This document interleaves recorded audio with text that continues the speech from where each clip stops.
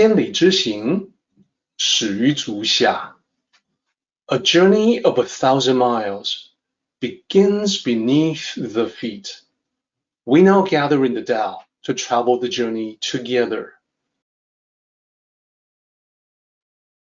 Welcome to Tao Talks with Derek Lin, where we take a deep dive into the Tao Te Ching by Lao Tzu. As always, I want to extend my welcome to you. Thank you for joining us. I would like to invite you to center your thoughts and direct your attention to this moment in time, to the here and now, to be fully present and mindfully aware as we are ready ourselves for this sacred process in the Tao with one another.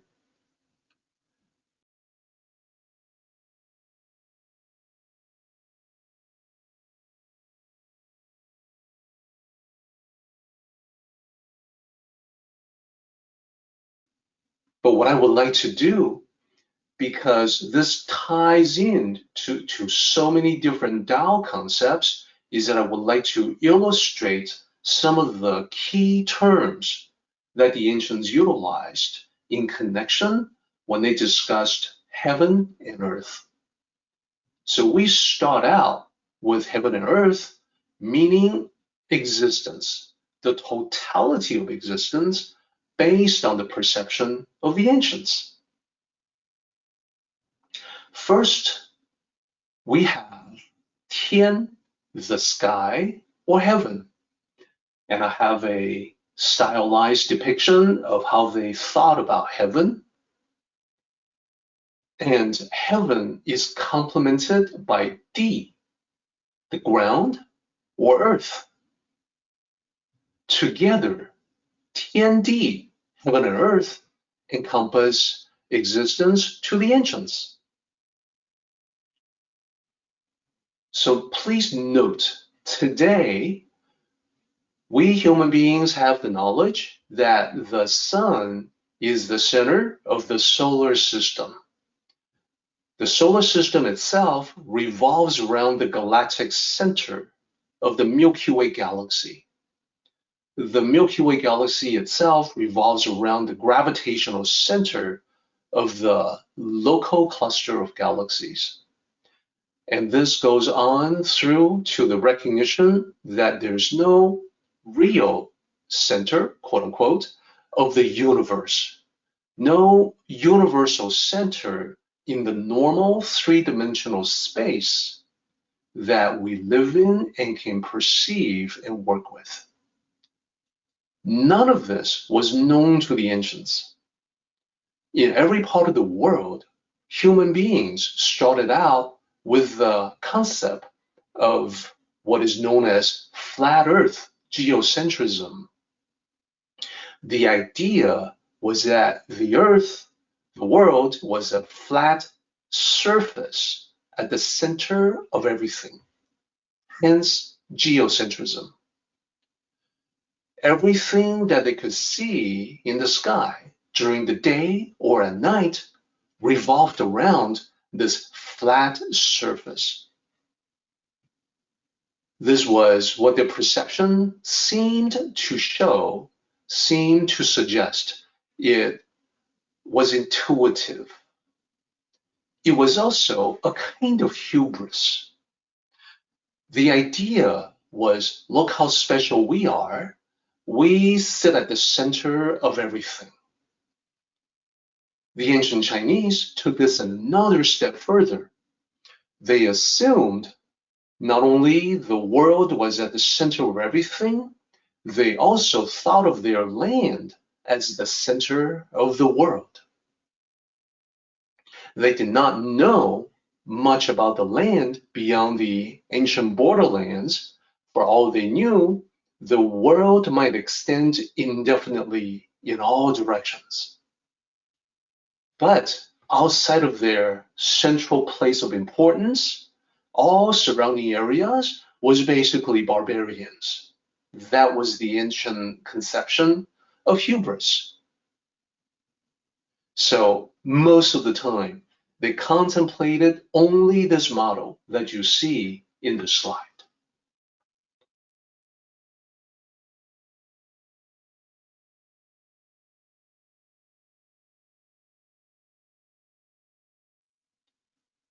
So we have 天地, as you saw previously, heaven and earth. The ancient Chinese, when they talked about nature, they had a further distinction in this scheme. They have 天上 and 天下. 天上, literally the heavens above. 上, the second character, means up, higher, or above. It maps to our English expression. Sometimes we do say, oh, the heavens above. That's what that is. Heaven is where the deities reside. So that's another similarity between the Eastern and Western thoughts. Whether East or West, people looked up to the sky and connected in their minds being higher up with the good and divine. And in fact, for most people in the world today, East or West, that is still the default assumption. People are still looking up at the sky, thinking that is where the good and divine must be. Let's talk about its complements. Here, I want to point out very carefully that the complements of heaven, in this case, in this scheme, in this construct, is not hell. It is earth. It's everything below heaven. 天下. First character still being sky or heaven. Second character means below. So everything below heaven. It's like when we say everything under the sun. So very similar expression there as well. Below heaven is where everything other than the divine should reside. So notes that in this depiction, we're leaving out the concept of the underworld. This is not an omission.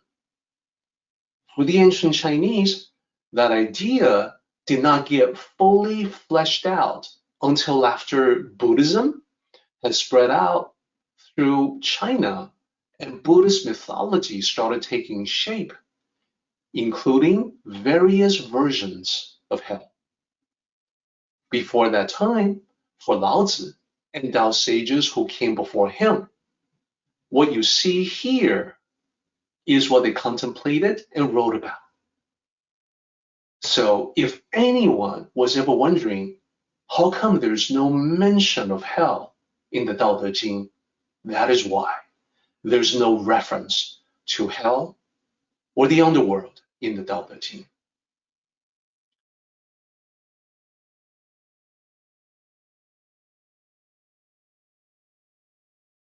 And I want to put the myriad things, Wan Wu, in the middle. So I like this depiction. It's got human beings in there. It's got plants. It's got animals. It's even got a building. So to cover the possibility that sometimes Wan Wu refers to things that are not living. Now, in this particular pictorial representation, Wan Wu is right in between heaven and earth. But the way that the ancients thought of Wan Wu, it is definitely much closer to earth. That is, the earth, the bottom part, is where the living things reside. Most animals, of course, the ancients recognized that occasionally there'll be birds that fly up in the sky, so they are in the domain of heaven. But for the most part, the plants, for instance, all grow from the earth. Human beings live on the earth. Now, it is possible even in ancient times, that human beings could temporarily be in the sky, like jumping off a cliff, diving, hot air balloon, going up in a giant kite, etc.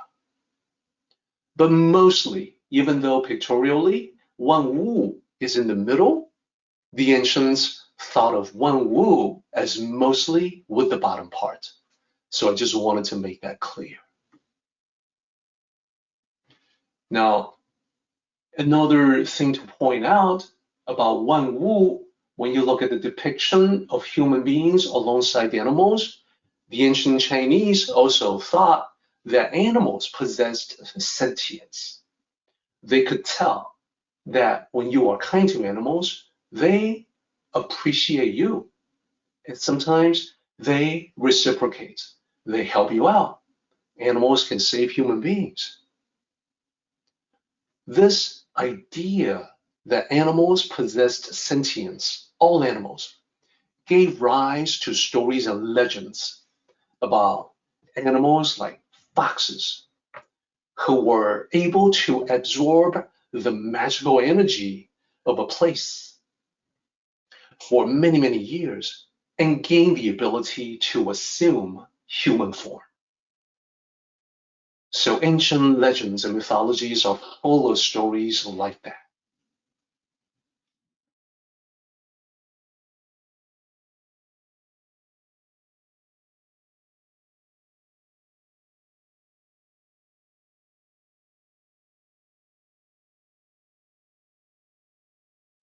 Our meeting has come to an end, but the journey continues on. Until next time, may the Tao fill you with peace and happiness.